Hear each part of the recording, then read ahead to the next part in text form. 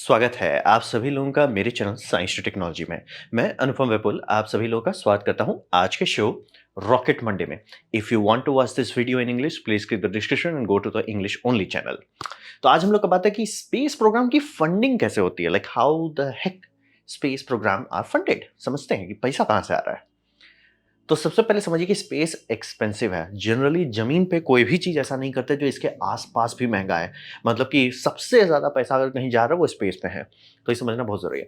अब रहा बात कि ऐसा क्यों है, इतना ज्यादा महंगा क्यों है, वो इसलिए कि स्पेस बहुत हॉस्टाइल इन्वायरमेंट है। यानी कि आप कोई चीज बना रहे हैं, जैसे कोई बोट बना रहे हैं या प्लेन बना रहे हैं, वो एक कंस्ट्रेंट में रह रहा है कि यहाँ पे हवा आपके साथ ये करेगा, आप उसके हिसाब से प्लेन बनाओ। ठीक है, बल्ले बल्ले आप बोट बना रहे हो, पानी आपके साथ ये करेगा, उसके हिसाब से बनाओ। समुद्र में जा रहे हो, समुद्र आपके साथ ये करेगा, उसको हैंडल करो।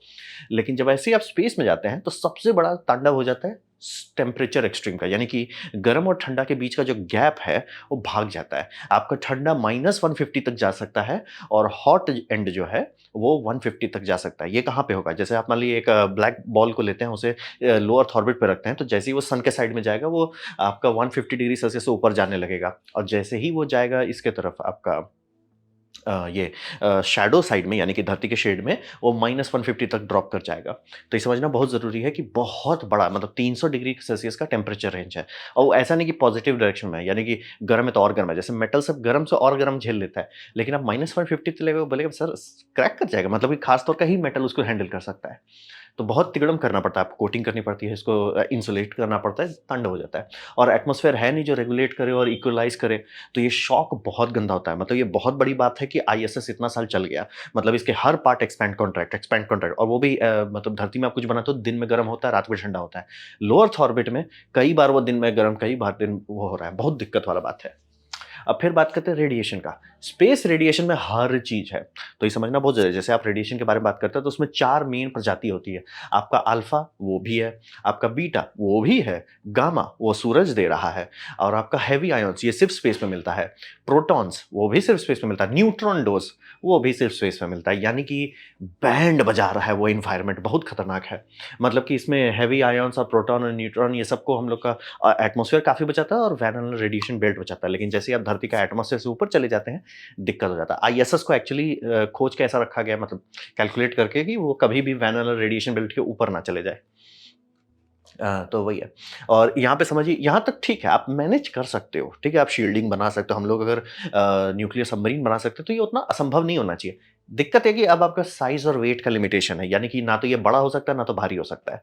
यहीं पे बैंड बज जाता है। और ये सारा चीज़ चलिए रोग आके आप कर भी लेते हैं। अब इसको हाई लॉन्च वाइब्रेशन को भी सँभालना है, यानी कि लॉन्च में वो टिका रहे। और लॉन्च हम लोग को बाहर से देखते तो लगता नहीं है कि कुछ हो रहा है, लेकिन वो बहुत वायलेंट होता है, यानी कि शेकिंग बहुत होती है। लाउड ही वो इतना होता है, आम पब्लिक जो कि इसके आस-पास नहीं रहती, बहुत ज़्यादा लाउड होता है। मतलब कि स्टारशिप जब कभी लॉन्च होता है, आप देखिए कई किलोमीटर पीछे आपका काँच काँप रहा है। सोचिए कि उसके अंदर जो चीज़ रखा हो उसका कैसा बैंड बज रहा होगा। तो ये सारा चीज़ को सॉल्व करते-करते बैंड बज जाती है। आपका क्या ऐसा चीज़ बना सकते हैं जो करेगा आराम से, सस्ते में नहीं बना सकते। तो यही इसीलिए बहुत एक्सपेंसिव है फंडामेंटल लेवल पे। तो बात करते हैं गाड़ी कैसे खुली। गाड़ी खुली है गवर्नमेंट से। तो ये समझिए, इसको हम लोग कहते हैं वेरी हाई रिस्क, मतलब कि चांसेस श्योर नहीं है कि काम करेगा, और वेरी लो रिवार्ड, यानी कि गारंटी आपने, जैसे अगर आप बांध बनाते हैं तो आपको पता है, ठीक है, बांध बनाएंगे उससे पानी का कंट्रोल मिलेगा, कनाल्स चलेंगे, बिजली मिलेगा, मतलब पता है। सोलर फार्म बनाते हैं, ठीक है, उससे बिजली मिलेगा, आपको पता है। लेकिन जब आप स्पेस में काम कर रहे हैं स्टार्टिंग में ये बहुत ही ज्यादा रिस्की है। पहली बात, टेक्नोलॉजी पूरा डेवलप नहीं हुआ है। दूसरी बात, रिवार्ड मिलेगा क्या किसी को श्योर नहीं है। तो फंडिंग स्टार्ट कैसे हुआ? फंडिंग स्टार्ट हुआ वॉर टाइम से। यानी कि जो पहला रॉकेट था जो ढंग से चल रहा था वो V2 रॉकेट था। वो क्यों है? वो वॉर टेक्नोलॉजी थी, यानी कि बूम बम ब्रीम करने के लिए बनाया गया। और रहा बात की, जो स्पुतनिक लॉन्च किया गया था वो आईसीबीएम के ऊपर डाला गया था। मतलब वो बेसिकली मॉडिफाइड आईसीबीएम था। तो हम लोग आईसीबीएम के लिए एक दूसरे को फोड़ने के लिए पैसा फ्री का बहाते हैं। तो फंडिंग वहीं से गाड़ी खुली। और कोल्ड वॉर के टाइम में नासा को दबा के पैसा दिया गया। काफी लोग जो मैथमेटिक्स नहीं समझते हैं, परसेंटेज नहीं समझते हैं, उनको लगता है कि अगर नासा 1969 में चांद पे जा सकता है तो अभी क्यों नहीं जाता है। इसलिए सर पैसा नहीं है। कितना पैसा नहीं है? जिस टाइम ये किया जा रहा था, यानी 1960s में मतलब 4% नेशनल बजट का दिया जा रहा था स्पेस को चलाने के लिए, 4%। और अभी कितना परसेंट है? 0.4%।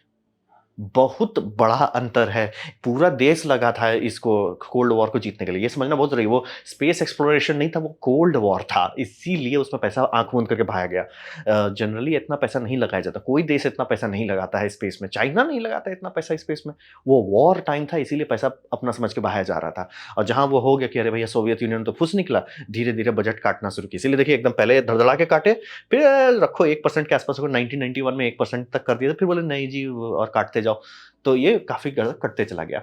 और ये समझना मुझे सारे स्पेस प्रोग्राम प्लैनेट में जितना भी है, जैसे आपका कनाडा का हो जाए, नासा का हो जाए, इसरो का हो जाए, ईसा का हो जाए, रॉसकॉस्मोस का हो जाए, सीएनएस का हो जाए, मतलब चाइना वाला का, वो सारे वेपन फर्स्ट हैं। यानी कि वो सारे एजेंसी का काम होता है देश को भला करो। यानी कि देश में स्पाई एजेंसी के लिए जितना सर्वेलेंस चाहिए वो तुम प्रोवाइड करो। देश की सिक्योरिटी के लिए जितना तुमको बॉर्डर इंस्पेक्शन करना वो स्पेस से करो। बहुत सारा चीज़ चाहिए, वो सबका काम होता है आपका स्पेस एजेंसी का। इसीलिए कहते हैं इसे नेशनल सेफ्टी एंड सिक्योरिटी के लिए दिया जाता है। यानी कि पैसा हर देश देगी।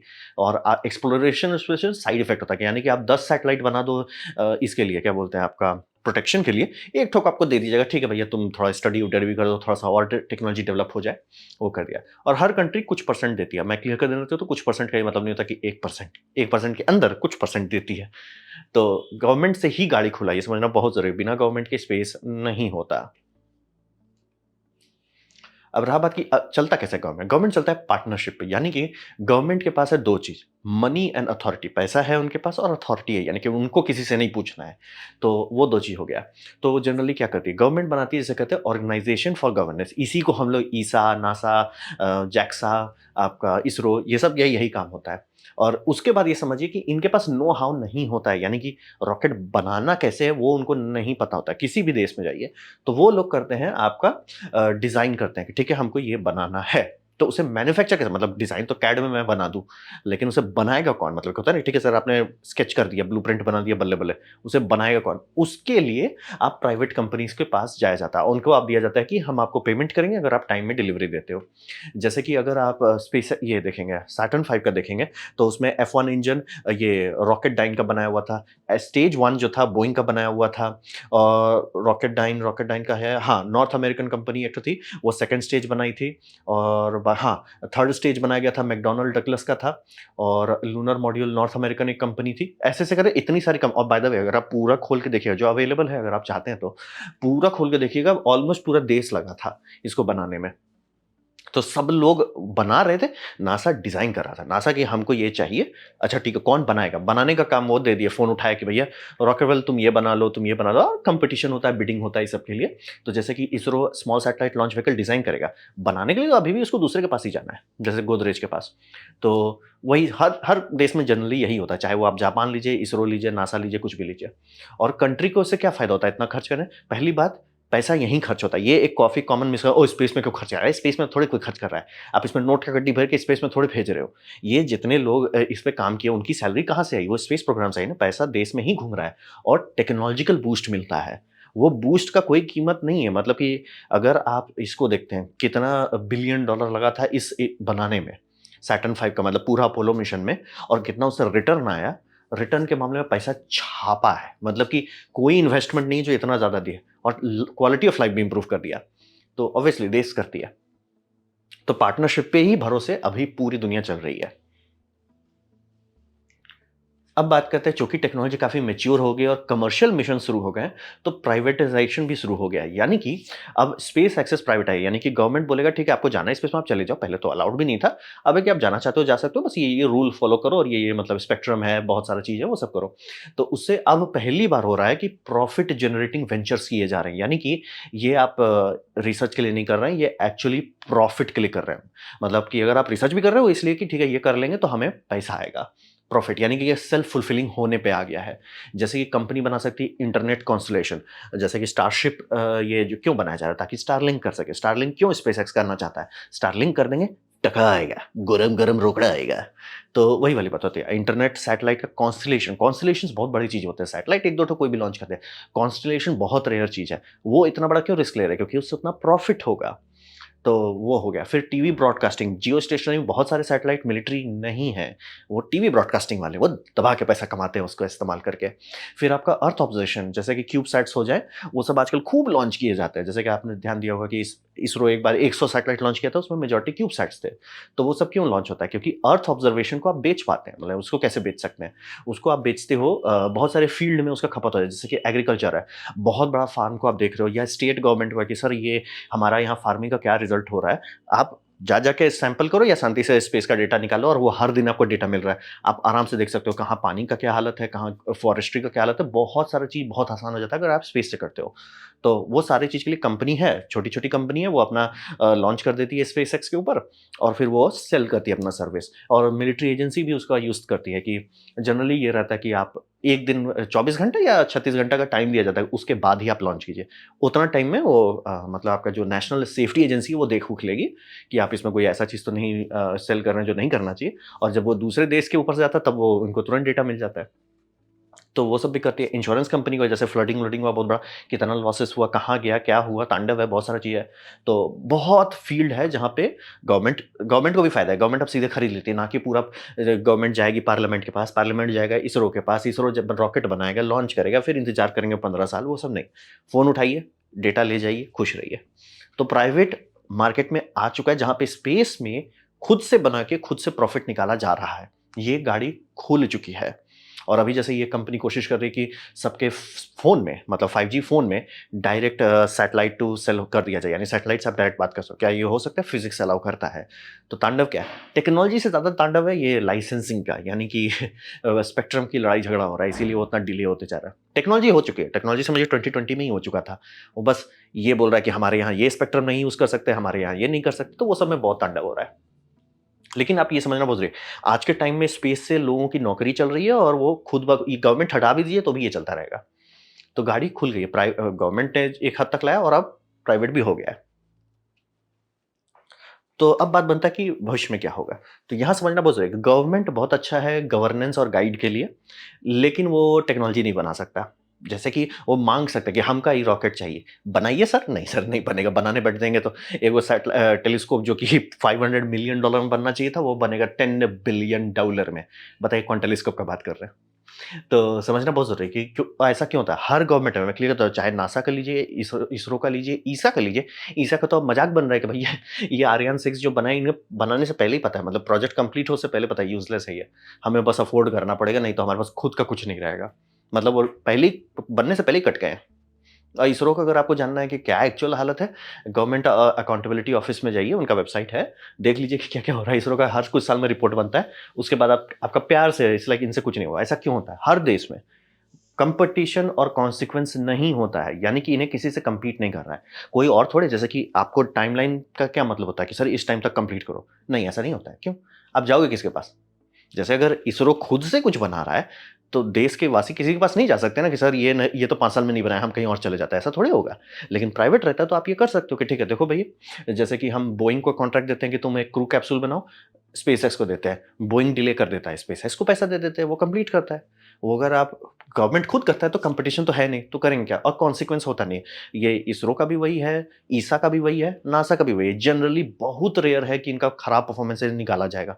स्पेसएक्स है कि भैया सर अगर परफॉर्मेंस नहीं हो रहा, निकलिए, खत्म, शिफ्ट डिलीट। तो वो साइड इफेक्ट जो है कि आपका कंपटीशन नहीं होता है, कॉन्सिक्वेंस नहीं होता, उससे होता है कि डिले, लॉल भरोसे, कॉस्ट ओवररन, पैसा का मतलब ही क्या है? और फेल्स भी होता है कि मतलब टेक्नोलॉजी आपने पैसा लगा दिया ना तो आपको टेक्नोलॉजी मिली ना कुछ हुआ।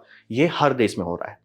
तो अभी हमारे पास ये है कि गवर्नमेंट के लिए एक थैंकफुली स्पेस शटल का इतना गंदा तमाचा पड़ने के बाद नासा थोड़ा-सा इवॉल्व कर गया। नासा का सिस्टम बदल दिया गया। नासा का सिस्टम जो बदल दिया गया है कि वो कैपेबिलिटी माँगेंगे, ना कि प्रोजेक्ट। मतलब कि पहले था हमको सैटर्न 5 चाहिए, तुम लोग बनाओ, ठीक है? अब हो गया है हमको लो अर्थ ऑर्बिट में, यानी कि मेरा आईएसएस जो है, यानी कि इंटरनेशनल स्पेस स्टेशन जो है, उसमें इतना टन हमको ले जाना है। कैसे ले जाते हो वो तुम डिसाइड करो। सिग्नस ऐसे बनाया गया, क्रू ड्रैगन वैसे बनाया गया, ये ड्रैगन कैप्सूल वैसे बनाया गया। इनको कोई इंटरफियर नहीं करना था, रॉकेट ऐसे बनाओ, कुछ नहीं। हमको ये चाहिए, मतलब इतना टन हमको इस जगह पे ले जाना है। कैसे रॉकेट बनेगा वो तुम डिसाइड करो, हमको लोड नहीं लेना है। तो ये जो शिफ्ट कर दिया कि सर हमको डिज़ाइन से क्या लेना-देना है, आप डिज़ाइन करो, आप अपने इंजीनियर्स को लगाओ, आप अपना कॉम्पिटिशन करो, अंदर में जितना आपको तिकड़म करना है, जितना न्यू डेवलपमेंट करना है, करते रहो। हमको बस ये चाहिए कि यहाँ से मतलब कि लेवल से लेके आईएसएस में ये आईएसएस बार-बार बोल रहा हूँ, इंटरनेशनल स्पेस स्टेशन में ले जाना है इतना टन, उससे तो हम कुछ नहीं माँगेंगे। और ये करके फ़ायदा ये होता है कि आपको मल्टीपल प्लेयर्स मिलते हैं कि जैसे ये देखिए जब गाड़ी खोली गई थी, हाँ भैया सिग्नस है जो को ये ले सकता है सप्लाइज़ ले जाता है और ड्रैगन है, मान लीजिए ड्रैगन बूम हो गया, एक बार हुआ, कोई दिक्कत नहीं सिग्नस ले जाएगा, सिग्नस बूम हो गया, वो ले जाएगा। मतलब समझ रहे? रिडंडेंसी मिल रही है। गवर्नमेंट खुद से तो वैसा कर नहीं सकता। तो मल्टीपल प्लेयर से आपको बेटर कॉस्ट भी मिलता है, यानी कि स्पेसएक्स बहुत ज़्यादा पैसा चाहे तो माँग सकता है, लेकिन नहीं माँगेगा, क्यों? दूसरे प्लेयर्स बैठे हुए हैं। अगर वो अपना दाम बहुत ज़्यादा बढ़ाता है, दूसरे प्लेयर का प्रॉफिटेबल होने लगेगा, वो बोलेंगे, "सर आ जाइए, हमारे पास आ जाइए।" कॉम्पिटिशन बना रहेगा और डिसिमिलर अप्रोच सबसे बड़ा बात होता है, यानी कि एक कंपनी बोलेगी, "हम ऐसा बनाएँगे," एक बोलेगी, "हम वैसा बनाएँगे।" फ़ायदा क्या है? दोनों में एक ही जैसा गलती नहीं हो सकता है। रिडंडेंसी मिलता है, यानी कि एक के ऊप्स होने पे देश नहीं लटक जाएगा। स्पेस शटल लटका तो देश लटक गया। और देश को जाना पड़ गया, भैया रशिया भगवान के नाम पे हमें नीचे उतार लो। तो वो नहीं करना चाहता है कोई। तो ये सबसे मतलब जो पूरा अमेरिका का स्पेस इंडस्ट्री का एडवांटेज है वो सिर्फ़ इसी बात से है कि स्पेसएक्स आसमान से नहीं टपका है। वो इस कॉन्ट्रैक्ट के लिए बनाया गया था, कमर्शियल रीसप्लाई सर्विस के लिए। और ऐसा ही एग्ज़ैक्ट यही चीज़ नासा कर रहा है चाँद के लिए भी, कि चाँद पे वो कमर्शियल ये कर रहे हैं लूनर ये पे मिशन कर रहे हैं, यानी कि हम आपको हमको इतना वज़न चाहिए और इतना बिजली चाहिए और हमें इसे चाँद पे लैंड कराना है, ठीक है? तो पहले एस्ट्रोबॉटिक्स टेक्नोलॉजी ट्राई कर लिए, फायरफ्लाई एरोस्पेस ट्राई कर लिए, इंट्यूटिव मशीन ट्राई कर लिए, ऐसे-ऐसे करके ब्लू ओरिजिन भी ट्राई करेगा कुछ दिन में। तो ये ड्रेपर का कब है? 2027 के मिड में है ड्रेपर का। फायरफ्लाई भी ट्राई करने वाला है, ब्लू घोस्ट मिशन 2026 में। तो समझ रहे हैं? इनको है नहीं कि कैसे बनाना है, आप बनाओ, आप रिसर्च करो, आप डेवलपमेंट करो, हम आपसे सर्विस खरीद लेंगे। हमको सर्विस ये चाहिए कि इतना बक्सा धरती से उठाने का, चाँद पे डाल देने का, इससे ज़्यादा हमें कोई लोड नहीं लेना है। तो ये फ़ायदा देता है कि धड़-धड़ा के इतनी सारी कंपनी बन रही है। क्या सब की सब सक्सेसफुल होगी? नहीं।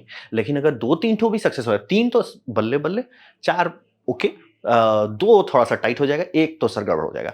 तो एक अभी सिर्फ़ इसमें हो गया स्पेसएक्स के चक्कर में, क्योंकि बोइंग कुछ ज़्यादा फूँक लिया था, उनका कब से क्रू कैप्सूल लटका हुआ है, वो कब का कंप्लीट हो जाना चाहिए। अब तो है कि शायद ये आईएसएस को रिटायर किया जाएगा, तब जाके उसका कैप्सूल आएगा शेड्यूल पे। लेकिन फिर वो यही इम्पोर्टेंट बात थी कि वो चूँकि उन्होंने कैपेबिलिटी माँगा था, डिज़ाइन नहीं डिज़ाइन किया था, तो 2 अलग-अलग डिज़ाइन बनाए। एक डिज़ाइन काम कर गया, एक नहीं कर पाया। तो यही भविष्य यही है। इसरो को ये नहीं करना है कि हम small satellite launch vehicle design करेंगे और फिर पब्लिक ये प्राइवेट पार्टनरशिप बढ़ा देंगे, नहीं। आपको बोलना है, सर हमको इतना किलोग्राम या इतना टन यहाँ से लेके यहाँ ले जाना है, उससे ज़्यादा आपको कुछ नहीं बोलना है। ऑब्वियसली मतलब कितना टाइम में दे पाते हो वो सब है, लेकिन उससे ज़्यादा कुछ नहीं। तुम बनाओ, तुम डिज़ाइन करो। तुमको सॉलिड बूस्टर में करना है, तुम सॉलिड बूस्टर में करो। तुमको लिक्विड में करना है, तुम लिक्विड में करो। हमको ये चाहिए, कैसे देते हो वो तुम्हारी मर्ज़ी है। तब जाके डेवलपमेंट होगा और इसीलिए अमेरिका में इतने सारे स्पेस कंपनी एकाएक खुलने लगे हैं, क्योंकि नासा पूरा बोल रहा है कि भैया हम बनाएँगे नहीं, हमसे नहीं बनता है। हम नहीं ब ट्राई भी नहीं करेंगे। हमारा काम है, हमको ये चाहिए, तुम लोग का डिपार्टमेंट है, सिर खपाओ, कैसे मिलेगा? तो ये था मेरा प्रेज़ेंटेशन रॉकेट मंडे में, मतलब कि स्पेस की फंडिंग कैसे की जाती है। उम्मीद करता हूँ आपको अच्छा लगा, कुछ सीखने में, कुछ समझ में आया हो। अगर ऐसा है, लाइक कर दें, दोस्तों के साथ शेयर कर दें, उससे मेरा काफ़ी भला होगा। नहीं अच्छा लगा, नहीं पसंद आया, कोई बात नहीं, आप डिसलाइक दबा सकते हैं। मैं कहूँगा डिसलाइक 2 बार दबाएँ, उससे मुझे पता चले कितना नापसंद हुआ है। मैं आपसे कहूँगा कमेंट लिखें, मैं हर कमेंट को पढ़ने की कोशिश करता हूँ। आपसे कहूँगा सब्सक्राइब कीजिए, बेल दबाइए, अगर आप फ्री हैं तो। आपने वीडियो देखा, जान के मुझे बहुत खुशी हुई। धन्यवाद।